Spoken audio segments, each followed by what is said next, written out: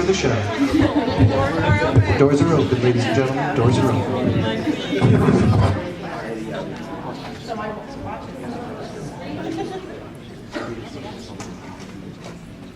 Is it 1 o'clock?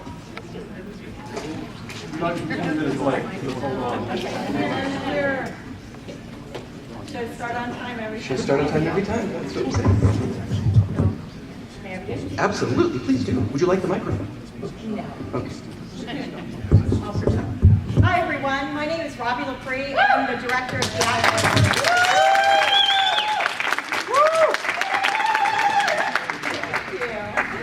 I'm the director of theatrical services at Busch Gardens in Tampa, and I have been working with Hollow Scream since its inception, and I worked that entire time up until this year with this lovely gentleman that's going to speak to you now.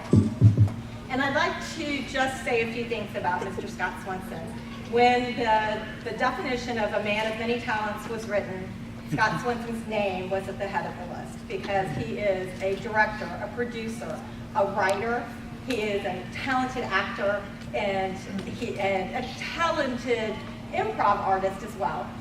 He has a book called Dreaming in Shades of Fear that is dark prose and poetry, and it is available on Amazon.com if you are interested in plug for that. But he is truly a man of many talents, and we worked together on How to Scream for the last 15 years. He is now left and has joined as the creative director with this new venture that I know you are absolutely going to be thrilled to hear about. So, ladies and gentlemen, Mr. Scott Swenson.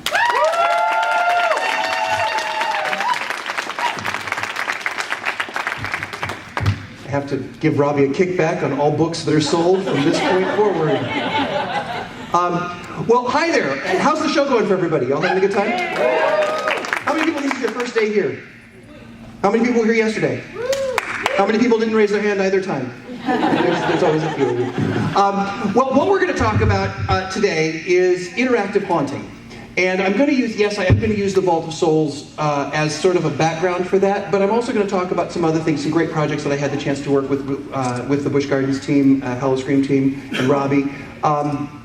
I didn't want this to be a 50-minute commercial for the Vault of Souls. So what we're going to do is we're going to use it as sort of a basis, but we're also going to talk a lot about things that haunters can do to make their experiences more interactive with their guests. All right, how many of you are haunters? Great. How many of you are haunt fans? Then this will make perfect sense. All right. Like I said, before we begin, I wanted to give you a little bit of a background about this new project called the Vault of Souls. This takes place in Tampa. It will open this October. Will be open every Friday and Saturday in October. And when I was approached to do this, they basically said, we want to do a high-end, personalized, exclusive haunt experience, unlike any standard haunt that we're familiar with. And by the way, there can be no blood. Message for yourself.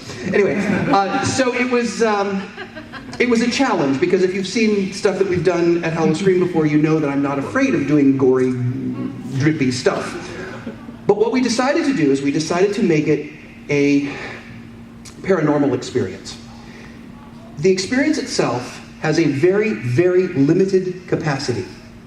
It is very high-end, and it is very personalized. It is an entire evening of elegant fear. That's the best way to describe it.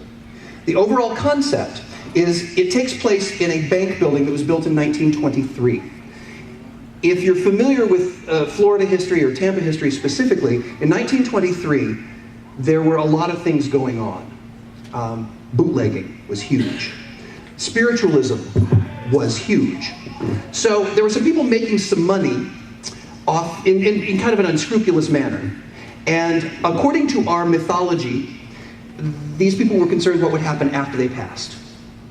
So this bank decided not only would they create a place to store their worldly possessions, but in the basement they would work with local spiritualists and the Creek Indians, which are native to Tampa, and build a place that is a repository for their souls.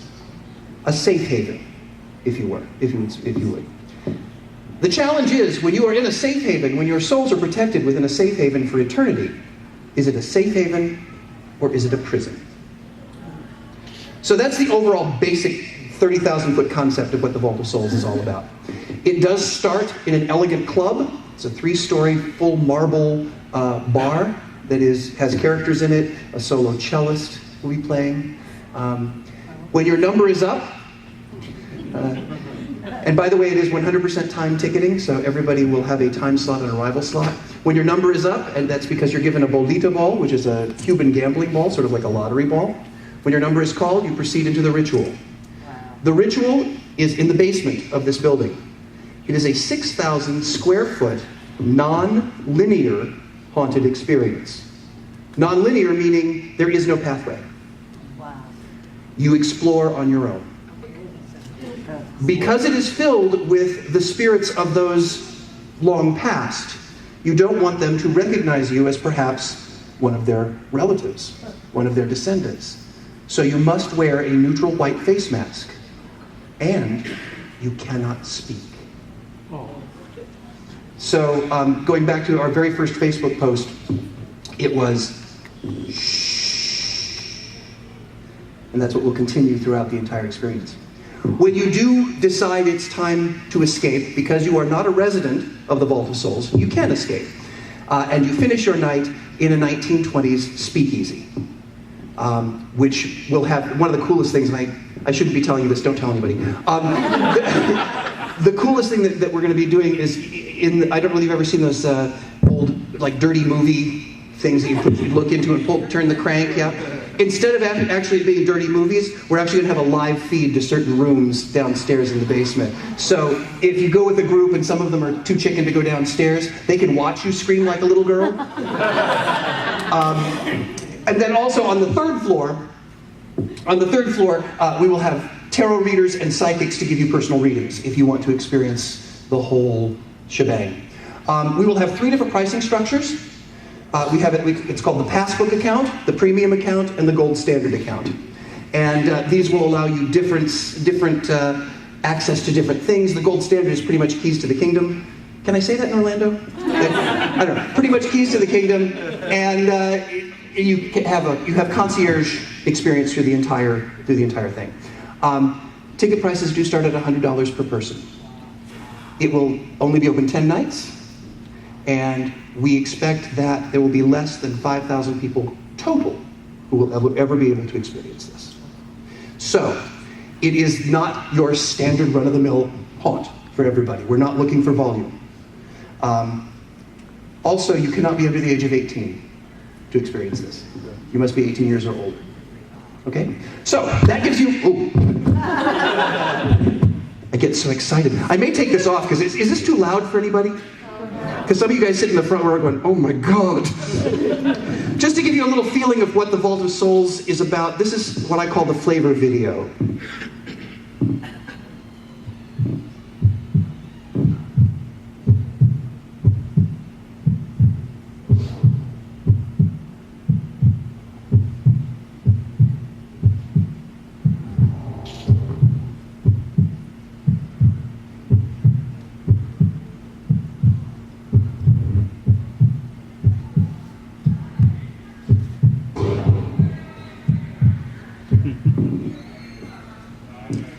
And yes, all of those images are from the building itself. That's without any scenic, without any props. So we've got this wonderful building with these incredible toys. I've never been able to work on a haunt that has a real live vault. The door is 8 feet in diameter and 3.5 feet thick.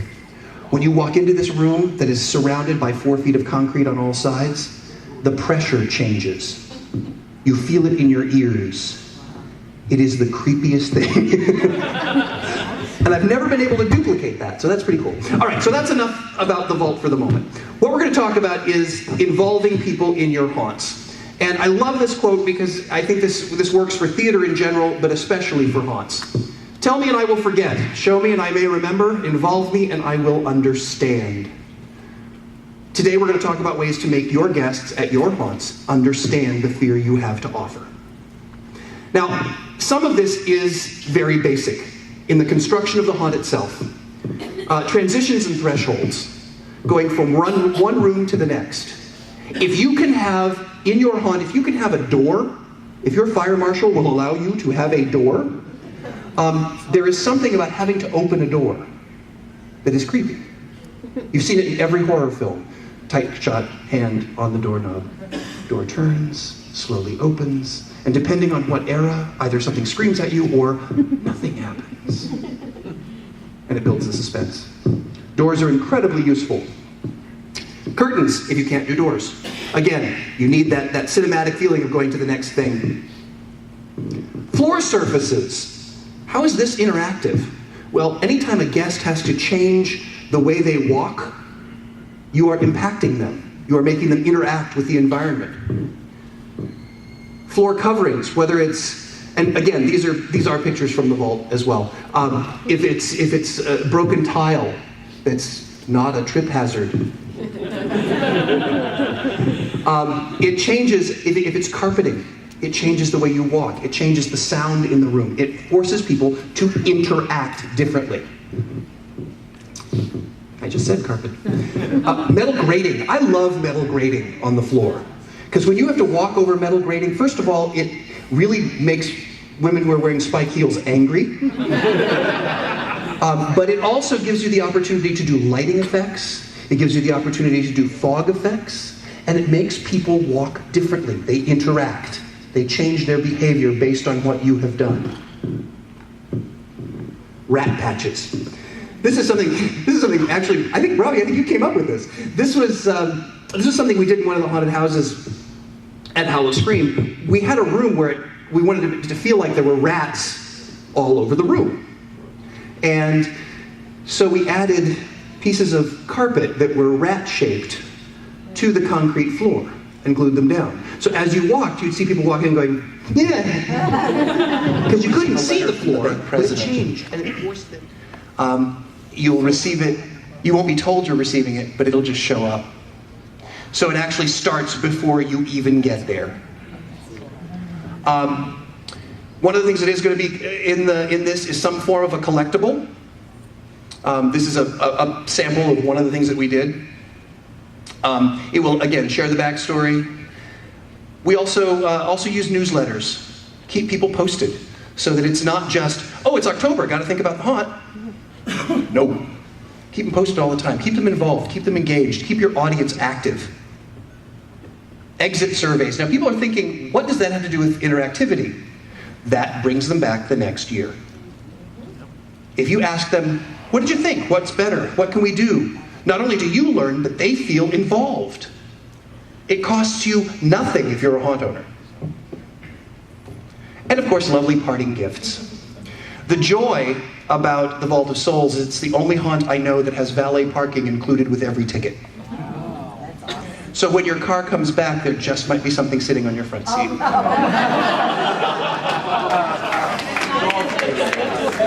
And it's not a person. They're cars, not doom buggies, okay? And it won't be like poop or anything like that. Hitchhiking ghost. But it won't be hitchhiking ghosts, no.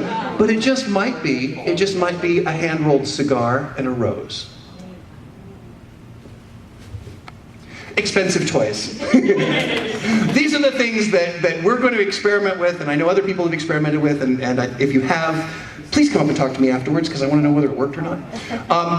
RFID chips. We are in Orlando, and not far from Disney, where they know where you are every moment. We too, at the Vault of Souls, are going to LoJack our guests. What this will allow us to do is they will be greeted by name. Everybody know what RFID chips are, by the way? Good, because I can't explain them really well. But basically, it's a way of tracking people. And so when they walk up to every bar, we'll be able to greet them by name. We'll be able to know whether they're between 18 and 21 or over the age of 21. There is also a specific room where guests can be greeted by name by a character who is facing away from them. So they can simply turn, they can say their name, turn, and welcome them in. Or chastise them for being there, depending on what's going on at the time. So we're going to experiment with that and see how that works. We're also experimenting. There's something that I've seen at a couple of trade shows. It's not on the floor here, but the transparent video monitors. Our tech folks went back to the company and got a few of those, but took it to the next level. And they got touchscreen transparent video monitors. Now basically what these are, they look like a pane of glass when you look at them. And then the moment current comes through it, it actually shows the image. And if you put it in front of something, it creates an image that's sort of floating in space. We now have touch screen versions of those, so that the character can actually come out, brush their hand across a window, and a ghost will follow. That's cool. Guest research. Because we are doing everything pre-booked, we have a team of people who will be doing guest research, finding their Facebook pages, finding their Twitter accounts. Everything is published. No, we are not going to be that creepy, but you might say, but they might be able to say, "Oh, Martha, you're here. Is your husband Bob with you? Is this Bob?" Which might be scarier for us than them. I don't know. We will, as I mentioned earlier, we will be doing a live video feed from inside the house that will be sent up to our speakeasy so guests can watch other guests getting scared. That's really what I wanted to talk about as far as interactive stuff. I did want to leave enough time for questions in case you did have anything about interactive haunting, about the Vault of Souls itself, about just anything that I've done.